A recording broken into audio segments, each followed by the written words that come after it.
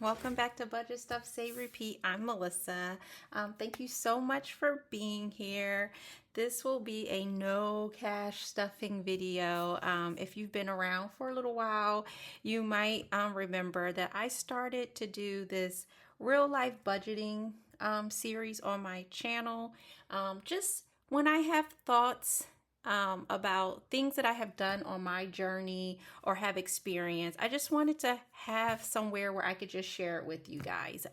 Sometimes when I'm doing my cash stuffings, I'm like a business girl. So like when I am supposed to do something, that's what I do. And other things just slip out of my brain. So I forget to tell you guys about certain things. But I have been budgeting for over 20 years. What is this, 23? So it might be exactly like 21 or 22 years that I've been budgeting, and I have learned a lot. Some things I've done right, some things I've done wrong, but I am a true believer in budgeting. It has helped me tremendously. It has changed my financial game completely. Right? What I think about money, how I handle money is completely different. I am not by any means the best at it, but I am comfortable. So I got a comment and it did trigger a thought. So I want to share that with you. So this one is real life budgeting then versus now. So I got this comment from Johnny Tai Zen 1658. And this was, I do a saving $15,000 in 1 year. So this is a comment from that video. It says $15,000 in 1 year equals $1,250 a month. That's what I pay in rent. LOL. I can barely afford to save $200 a month.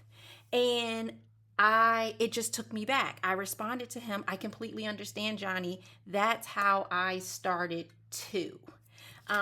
So let's just talk about that. I have been a salary employee working for the government for over, this is 23 years that I've been with the government. So I am fortunate enough that I have a consistent paycheck and it's salary. So I make the same amount every single 2 weeks, except for at the beginning of the year when taxes change and if they change our locality pay. So I went and found my pay stub, and I know you can't really see these numbers, but this is my pay stub from July the 8th, 2004. So we're talking 20 years ago. This is my pay stub from 20 years ago. And my take home was $1,053.72. So that's $1,053.72. So it's 26 pay periods. So that means most months I'm only going to get paid twice. So let's just do some math and let's talk about this journey just a little bit. 72 cents times 2 equals, so I was bringing home $2,007.04 per month in 2004. And this is what I can remember. My first apartment, my rent was $600. I had a car note. I drove a Toyota Corolla, and I paid $250 a month. And I remember my car insurance being $187. So let's just take that from the top. So that leaves me with $1,070.44 for the month. Okay? So that's what we're working with. $1,070 for the month. I don't remember what my other bills were, but we know I had electric and gas because I was living in an apartment. I know I paid for cable. I know I had a cell phone. And I was paying Sally Mae, so I had a student loan. My student loan was not that high, so I'm not going to pretend like I had $1,000 student loan payment. It was like $95 if I remember. I don't know how much all of that was, but let's take another $500 from that. So you're looking at $570 for the month. That didn't put gas in my car. I haven't eaten yet. I was 20 24 years old. So of course I wanted to shop and have entertainment and go out with friends. And we're talking $570.44. But then there's one big thing that I had in 2004, and that is debt. And I did look through my computer, and I can tell you I had a Target credit card, I had a PNC MasterCard, I had a Macy's credit card, I had Capital One, and I had Bank of America. And so I don't know if it was in 2024, I can't remember now, or 2025 when I got braces as an adult. So I had an orthodontist bill also.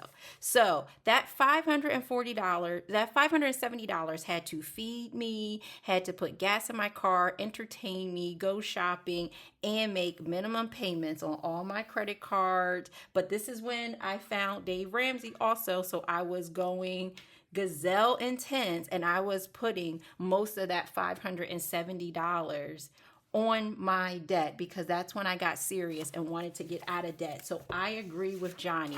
I did not have an extra $200 a month. So it's just to show you, this is the starting point for a lot of us. And when you have the debt, it's like this for a while. I mean, I can go back and probably tell you when it lifted up, but I found something else that I had my goals written down. And in 2007, so this is 2004, this pay stub. In 2007, I had over $45,000 in debt. $45,000 in debt. And when I got married, my husband had debt. And when we combined our debt together, I remember it being over $80,000 in debt. So that's 2008. So this was not an overnight journey when you see me saving $15,000 in 1 year. This is a process. This is taking what you have. I could have been further along if I didn't have the debt. If I could have my $1,070.44 for the month and then only had to pay my electric and gas and my cable and my cell phone bill, oh, that would have been nice. And then I would have been able to save $200 a month. But that just wasn't my reality. And it's okay. That struggle, it taught me a lot. It taught me, one, stop buying stuff before I had the money. Just because I want it doesn't mean that I can have it. Of course you can have it, but it comes with a cost. It comes with debt and interest.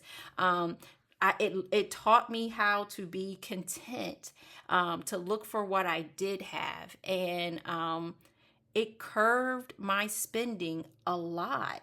And so now here it is, 20 years later, and the debt is reduced to my mortgage, and I do have a car note.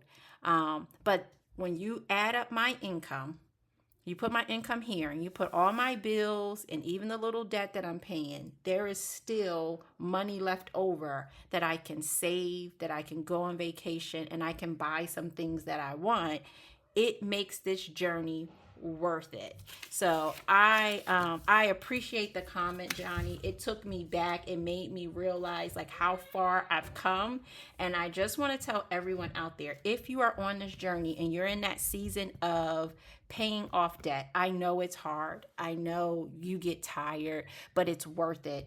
Keep going, keep dreaming, start thinking about what you'll do with the money that you're putting to debt. Like, where else could you put it? What else could you do? You will get there.